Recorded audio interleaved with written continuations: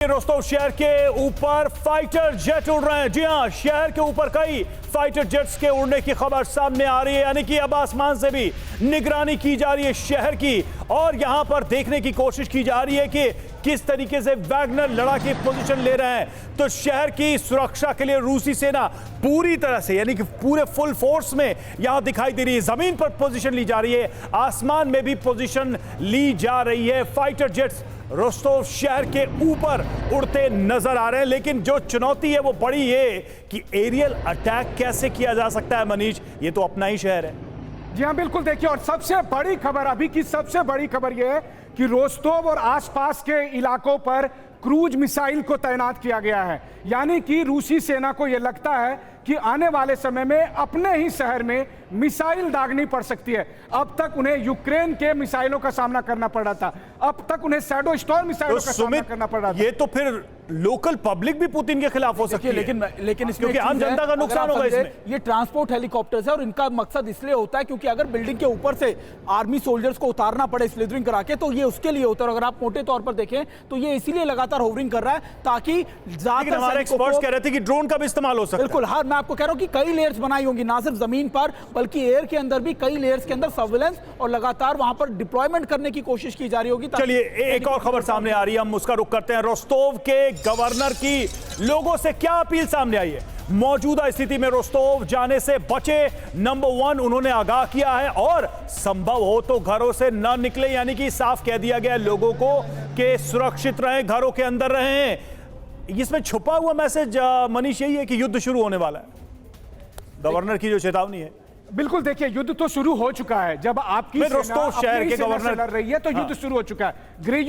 गृह युद्ध आप इसलिए नहीं कहते क्योंकि इसमें लोकल पब्लिक इन्वॉल्व नहीं है, लेकिन हमें यह नहीं भूलना चाहिए कि वैगनर के को लेकर रूसी लोगों में भी बहुत ज्यादा क्रेज है। वो बहुत पसंद करते हैं क्योंकि उन्हें लगता है कि वैगनर ने भी आखिर लड़ाई तो लड़ी है, उन्होंने जीत दिलाई है, और इसीलिए वैगनर पसंद से ज्यादा अगर कहते कि सपोर्ट या सिंपैथी है उनके साथ। देखिए, बहुत सारे ऐसे लोग हैं जो रूसी सेना को या सर्गेई को नहीं पसंद करते हैं, शोइगु को, वो प्रिगोजिन को पसंद करते हैं, और इसीलिए पुतिन के लिए सबसे मुश्किल का वक्त ये है। लेकिन फिर वही बात है, एक तरफ रूस की विशाल सेना, दूसरी तरफ महज 30,000 लड़ाके। और मैंने आपको कहा कि मैं खुद वैगनर लड़ाकों से मिल चुका हूं, मैं वैगनर हेडक्वार्टर जा चुका हूं, मैंने वैगनर लड़ाकों के साथ घंटों बिताए हैं। मैं जानता हूं कि वो बहुत जिद्दी किस्म के, जुनूनी किस्म के। ठीक है। हम यूएस राठौर सर हमारे साथ जुड़े हुए, सुधाकर सर जुड़े। सुधाकर सर, जो पहला बड़ा एक्शन पुतिन की सेना की तरफ से है वो क्या हो सकता है कि इस सिचुएशन को आगे न बढ़ने दिया जाए, यानी कि प्रिगोजिन के वैगनर लड़ाकों को जहां है वहीं पर रोका जाए, उन्हें पुश किया जाए,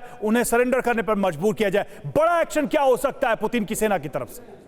बड़ा action, short and sweet answer है एरियल अटैक या ड्रोन के जरिए से वो उनके जो कॉम्बैट पोटेंशियल को रिड्यूस करने की कोशिश करेंगे। लेकिन हमारे व्यूअर्स को बता देना सही रहता है रवि कि ये जो 6 महीने का बाखमुत का जो लड़ाई या उससे ज्यादा समय का जो लड़ाई चली थी, इसके दौरान रशियन डिफेंस फोर्सेस एक स्ट्रेटेजिक डिफेंसिव पोस्चर लिए हैं। कोई लोग तो कहते हैं 12 से 16 लेयर्स, मैं कह रहा हूं मेरे हिसाब के मुताबिक 6 से 9 लेयर के डिफेंसिव लेयर्स हैं यूक्रेन बॉर्डर। तो ये जैसे जैसे अंदर की तरफ सबवर्जन हो या कोई अटैक होता है रशियन फोर्सेस के खिलाफ, ये उतना ही खतरनाक बन जाता है यूक्रेन मेन रेगुलर फोर्सेस को लिंक अप करने के लिए, क्योंकि उनका भी लाइन ऑफ कम्युनिकेशन लंबा खिंच जाता है एंड उनका वल्नरेबिलिटी, इनसिक्योरिटी बढ़ जाती है, और रशियन एरियल फोर्सेस और जो ड्रोन के जरिए से उनके ऊपर बर्बाद अटैक किया जा सकता है। Back to you Ravi. जी बिल्कुल। और देखिए, रोस्तोव को लेकर एक और जानकारी सामने आ रही है कि रोस्तोव को लक्ष्य बनाकर क्रूज मिसाइल तैनात किया गया है, और आसपास के इलाकों को लक्ष्य बनाकर रूसी सेना ने क्रूज मिसाइलें तैनात की हैं, यानी कि मिसाइलों की भी पोजिशनिंग की जा रही है किसी भी सिचुएशन से डील करने के लिए। मनीष, अब ये इंपॉर्टेंट क्वेश्चन यहां पर यह बन जाता है इस सिचुएशन को देखते हुए कि इंटरनल फ्रंट खुल गया, बॉर्डर पे फ्रंट खुला हुआ है, अगर इसी समय यूक्रेन ने चढ़ाई तेज कर दी तो क्या होगा? यहां भी लड़ना है, वहां भी लड़ना है, मल्टीपल फ्रंट्स।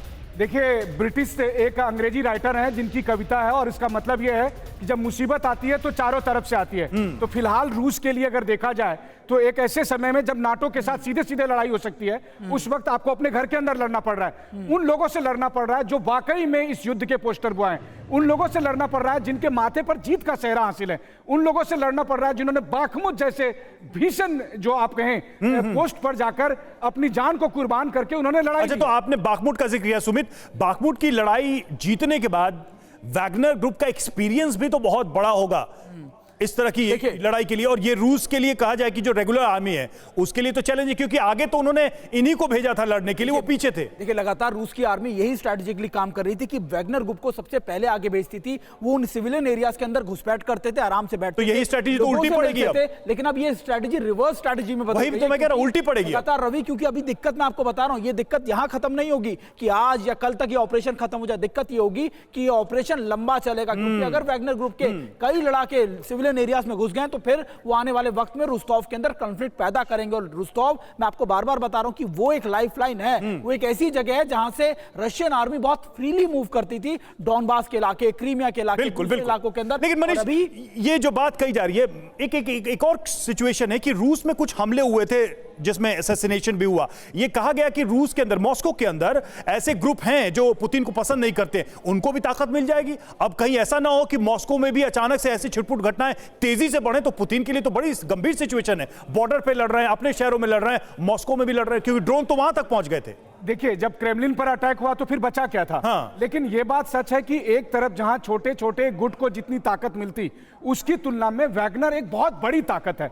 वैगनर के पास लड़ने का एक बड़ा रिकॉर्ड है, वैगनर के पास रूसी सेना के कई हथियार है, और सबसे बड़ी बात रूस के लोगों की सिंपैथी भी है, कि लोगों की सिंपैथी है, लोगों का समर्थन हासिल है।